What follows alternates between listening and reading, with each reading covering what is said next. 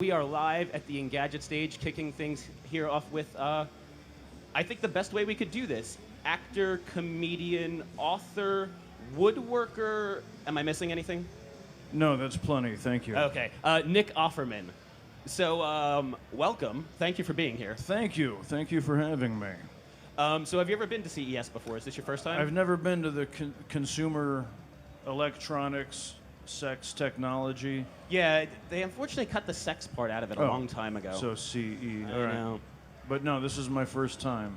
Have you had a chance to kind of wander around and check things out at all? A bit, yes. It's quite daunting. Yeah, it's a kind of a surreal experience, huh?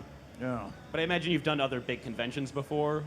Mostly woodworking and tool shows. I've caught a couple auto shows, but generally table saws are more my bag. Not a whole lot of 70-inch screens and booth babes at woodworking conventions, I imagine. No. So why don't we just jump right to the reason you're here, which is this new campaign you have with American Greetings. So can you tell us a little bit about this? Sure, yeah.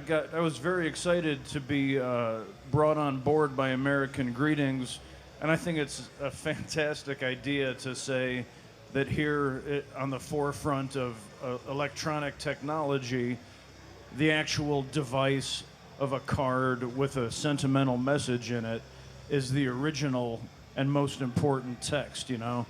And it really got me thinking, when you send any information on our devices, it's very effective. You can send a ton of information, and it's really handy and fast, but it doesn't carry the impact that a simple card does. And so they call it a device like no other, and I concur with that. It fits right into my own simple philosophy. And they were kind of promoting this, talking about the like brilliant display, and there's a stylus, which I believe is simply a number 2 pen with the American Greetings logo on it. That's right. Yeah. You have your choice of stylus. Great slim new design. Takes up much less space than the smallest tablet. Can't be hacked. Compatible across all interfaces. That's tech talk. You might need to look that up. It is sort of a weird, sort of cheeky thing to kind of roll into CES, though, with what seems like an anti-tech message in a way, right? Well, no. I mean, that's the thing is they're two different things, because I rely on my devices and technology, even though I prefer the farm. But in show business, you need, you know, the speed of smartphones and laptops and all kinds of gewgaws. You know, I can now talk to my car. It's ridiculous, and it complains to me a lot, or suggests that I crack the windows. But a greeting card, you know, it's one of those things that if you really want to get a sentiment across, if somebody had a great meeting, if you sold your cool new computer chip, which you can look that up as well. It's a tech item. Computers? Yeah. Okay. I'm not familiar. And they have a thing called a chip. There's movies about it. It's funny. You'll communicate all the information like, hey, you guys, get over to the booth. They're going to buy our chip. But when they actually buy it, if you want to give somebody an actual artifact that says, nice going. If you just send a text that says, hey, good job, that goes into the informational flow. But this is something, the actual act of holding a card in your hand and consuming it gives it so much more weight. And it seems like it never gets old, you know. Even young people are being taught today, when you really want to say thank you, send a thank you card. So, go back to your woodworking shop for a little bit. You said before that you don't have any super high-tech stuff in there. You don't have CNC machines or laser cutters. You kind of outsource all that stuff.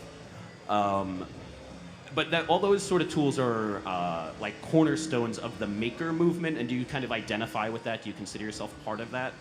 Sure, absolutely. I mean, it's funny. People kind of become a little bit partisan when it comes to using technology or not in your shop. And I say, if you're using your creativity to make things, I don't care if you're carving a stone sculpture or completely designing things with a 3D printer, you're still making things. It's still a human being using their creativity. And so I think all combinations of hand tools all the way to the most advanced technology are very important. Yeah. So you don't really see that much of a difference between the guys who are making like smart mailboxes with Arduinos and all of that stuff and what you do. No, I mean, that's the thing. People want to be purists about it because they say, oh, you made this chair, you know, with a keyboard rather than with hand tools.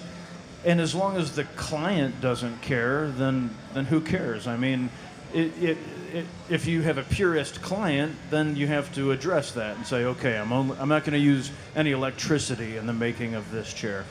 But by and large, as long as it's well made, I mean, that's where I draw the line. I don't care what tools or technology are being used, as long as you're delivering a good value. Before we go, I need to ask, will you join me for a glass of scotch? I know it's 10 a.m., but... A glass of single malt? Lagavulin 16. Lagavulin 16. I believe I'm contractually obligated to not turn down a taste of that delicious mother's milk. Well, I appreciate your contractual obligations then. I want to keep you happy. Slancha. Cheers. To consumer electronic sex devices. It's going to be a beautiful day. All right, thanks for joining us, everybody. Make sure to stay tuned. There will be plenty more from the stage. And once again, thank you so much for joining us, Nick. My pleasure. Thank you.